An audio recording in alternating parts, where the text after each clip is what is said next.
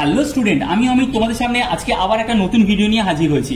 আজকে আমরা যেটা আগের ভিডিওতে কার্নো ম্যাপ শিখেছিলাম, সেই কার্নো ম্যাপ দিয়ে আমরা কিভাবে সিম্পলিফিকেশন করতে পারি সেটাই আমরা আজকে দেখব। আজকে আমরা যেটা দেখে নেবো সেটা হলো পিওএস এর সিম্পলিফিকেশন, অর্থাৎ কার্নো ম্যাপ ইউজ করে আমরা কিভাবে সিম্পলিফিকেশন করতে পারি পিওএস এক্সপ্রেশনের ক্ষেত্রে। তো চলো দেরি না করে ভিডিওটা স্টার্ট করা যাক। আর তোমাদের কাছে এটাই অনুরোধ করবো, তোমরা যদি এর আগের ভিডিওগুলো যদি না দেখে থাকো এখনো অবধি, তাহলে অতি অবশ্যই কিন্তু বুলিয়ান অ্যালজেব্রার প্রত্যেকটা পার্ট তোমরা দেখে নাও।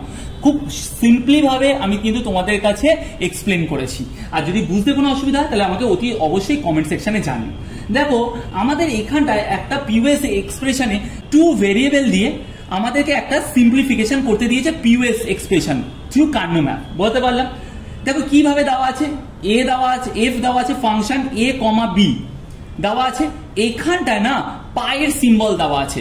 যে পায়ের সিম্বল দেখবে, পায়ের সিম্বল মানে কিন্তু হলো পিওএস, আর সিগমা সিম্বল কি ছিল, এসওপি। বলতে পারলাম, তার মানে আমাদেরকে এখানে কি করতে হবে, পিওএস করতে হবে। ব্র্যাকেটের মধ্যে কি দিয়ে দিয়েছে, ক্যাপিটাল এম, তার মানে ক্যাপিটাল এম মানে ম্যাক্স টার্ম। বলতে পারলাম, স্মল এম মানে মিন টার্ম, ক্যাপিটাল এম মানে ম্যাক্স টার্ম। তোমাকে দেখো এখানে ম্যাক্স টার্ম বলে দিয়েছে, তার মানে ম্যাক্স টার্ম মানে কি হয়ে গেল, পিওএস। এটাও আমরা বুঝতে পেরে গেলাম।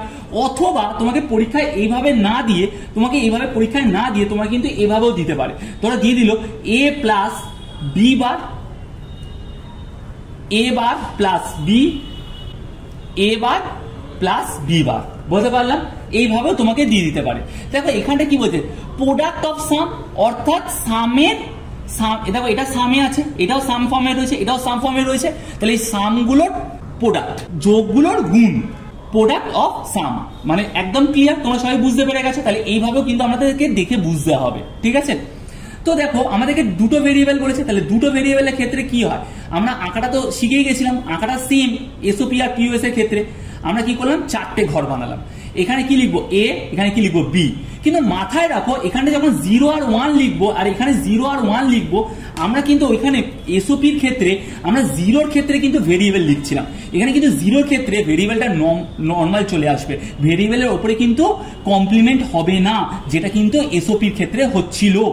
এখানটা কি হবে, 1 আছে, তাহলে 1 থাকলে কি হবে, বার চলে আসবে ভেরিয়েবলের উপরে। বলতে পারলাম, এখানে 0 আছে তাহলে নর্মাল বসে যাবে এটা, আর এখানে 1 আছে তাহলে 1 হলে কি হবে, এর মাথায় কি হয়ে যাবে, বার চলে আসবে বা কমপ্লিমেন্ট চলে আসবে। বলতে পারলাম, ঘরটা একই, তুমি ঘরটা কেন নাম দেবে, দেখো এখানটা দেখো M1 M2 M3 যদি এভাবে দেয় তাহলে ঘরগুলোর নাম তোমাকে দিতেই হবে, 0 1 2 3, ঠিক আছে। তাহলে এখানে দেখো কি বলেছে, 1 বলেছে, তাহলে 1 মানে কি এই ঘরটা, তাহলে আমি এখানে কি বসাবো, 1 বসাবো। সবাই বুঝতে পেরে গেছো। কিন্তু এটা 1 কখন বসাতাম আমরা, এসওপির ক্ষেত্রে। পিওএস এর ক্ষেত্রে 1 না বসিয়ে কি বসাবো বলতো, 0। ক্লিয়ার সবার কাছে, 0 বসাবো। 2 বলেছে তাহলে 2 নম্বর ঘরে কি বসাবো, 0। বলতে পারলাম, 3 বলেছে তাহলে 3 নম্বর ঘরে কি বসাবো, 0। এবার দেখো এইভাবে আমরা বসানোটা শিখে নিলাম, এবার এইভাবে বসানোটা শিখবো। দেখো এখানে কি বলছে, এ প্লাস বি বার, তাহলে দেখো এ মানে কি এই ঘরটা, আর বি বার বলেছে তার মানে এই ঘরটা।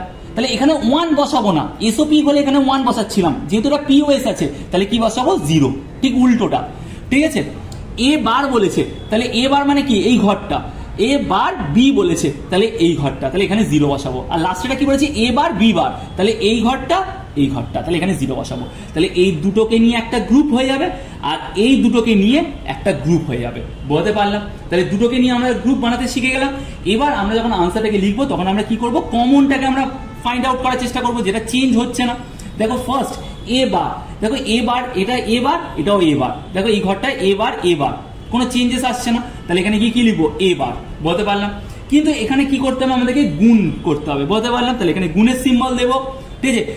এসওপির ক্ষেত্রে আমরা কি করছিলাম, প্লাসের সিম্বল দিচ্ছিলাম, এখানে গুণের সিম্বল দেবো। এবার দেখো এই যে গ্রুপটা বানালাম সেখানে দেখো বিটা হচ্ছে, দেখো বি বারটা হচ্ছে দেখো কনস্ট্যান্ট মানে ফিক্সড আছে, তাহলে কি হয়ে যাবে, বি বার। তাহলে আশা করা যায় টু ভেরিয়েবলে তোমরা সিম্পলিফিকেশন পিওএস এক্সপ্রেশন দিয়ে বা ম্যাক্স টার্ম দিয়ে তোমরা শিখে নিলে। এবার দেখো আমরা যেটা শিখবো সেটা হলো 3টে যদি ভেরিয়েবল থাকে। বলতে পারলাম, 3টে ভেরিয়েবল দিয়ে আমরা সিম্পলিফিকেশন করাটা দেখে নেবো। দেখো আমাদের কাছে এরকম একটা অঙ্ক দিয়ে দিয়েছে, তুমি বলে স্যার এটা বুঝবো কি করে 3টে ভেরিয়েবল। দেখো 3টে ভেরিয়েবল আছে, A B C A B C A B C, 3টে ভেরিয়েবল আছে। আর দেখো এই ভেরিয়েবল গুলো সবকটা দেখো কিসে রয়েছে, দেখো সামে রয়েছে। বলতে পারলাম, দেখো সামে রয়েছে। সাম করার পর সেগুলোকে কি করা হচ্ছে, প্রোডাক্ট করা হচ্ছে। তার মানে কি হচ্ছে প্রোডাক্ট অফ সাম, তার মানে কি হচ্ছে যোগগুলোর গুণ, বলতে পারলাম। তার মানে এটা হয়ে গেল কি পিওএস, তার মানে এটা হয়ে গেল কি ম্যাক্স টার্ম। তাহলে তিনটে ভেরিয়েবল বলেছে, তাহলে তিনটে ভেরিয়েবলের ঘর টানতে আমরা দাগ টানতে আমরা শিখে গেছিলাম। আমরা লম্বাভাবে দাগটা টানবো, মাঝখান থেকে একটা দাগ দেবো, আর কলাম কটা হবে তিনটে, 1 2 3, তিনটে কলাম হয়ে গেছে। এবার দেখো এখানে আমরা বসাবো, এখানে এ বসাবো, এখানে কি বসাবো বি আর সি বসাবো। এখানে কি হবে 0 0, এখানে কি হবে 0 1, এখানে কি হয়ে যাবে 1 1, এখানে কি হয়ে যাবে 1 0, এখানে কি হয়ে যাবে 0 আর 1। এক্ষেত্রে আমি আবার বলছি কিন্তু এটা তোমরা কি করছো, পিওএস করছো। পিওএস এর ক্ষেত্রে 0 এর উপরে কিন্তু ভেরিয়েবলের উপরে বার বসে না, এর মাঝখানে কিন্তু গুণ হবে না, কেন এগুলো সব প্লাস হয়ে যাবে, বলতে পারলাম। পিওএস এর ক্ষেত্রে প্লাস হয় তোমরা জানো, ঠিক আছে। সামের প্রোডাক্ট, তাহলে সাম লিখে দিলাম আমরা, ঠিক স্যার বুঝে গেছি। এবার দেখো কি বলেছে প্রথমটা এ এ এ মানে এই ঘরটা হবে, B plus C, B plus C কোনটা প্রথম ঘরটাতেই রয়েছে বি প্লাস সি, তাহলে ওই ঘরে কি বসাবো 0 বসাবো, বোঝা পেরেছি, আশা করা যায় তোমরা সবাই বুঝতে পেরে গেছো। সেকেন্ডটাতে আসো, দেখো এ বলেছে, তার মানে এ মানে কি এই ঘরটাই হবে। কি বলেছে বি বার সি বার, তার মানে কোনটা হবে এটা, তাহলে এখানে 0 বসাও, বলতে পারলাম। এটা যদি এসওপি হতো তাহলে কি বসাতাম 1। এবার দেখো বলেছে এ বার, এ বার মানে কি, তাহলে এই ঘরটাতে চলে এসো, সঙ্গে সঙ্গে এই ঘরটার মধ্যে চলে আসছো। এই ঘরটার মধ্যে কি বলেছে বি প্লাস সি, তার মানে এই ঘরটা, তাহলে এখানে 0 বসাও। লাস্ট এটা কি বলেছে দেখো এখানে, তাহলে কি বলেছে এ বার, তাহলে এই ঘরটাতে চলে এসো এ বার। এখানে কি বলেছে B bar plus C bar, বলতে পারলাম, তার মানে কোনটা এই ঘরটা B bar plus C bar, তাহলে এখানটায় 0 বসাও। আর বাদ বাকি ঘরগুলোতে কি বসাবে 1 1 1 1, বলতে পারলাম। এবার তাহলে গ্রুপটা কিভাবে হচ্ছে দেখো, এটা একটা গ্রুপ হচ্ছে আর এটা একটা গ্রুপ হচ্ছে, বলতে পারলাম। তাহলে এই দেখো এরকম ভাবে গ্রুপটা হয়ে গেল।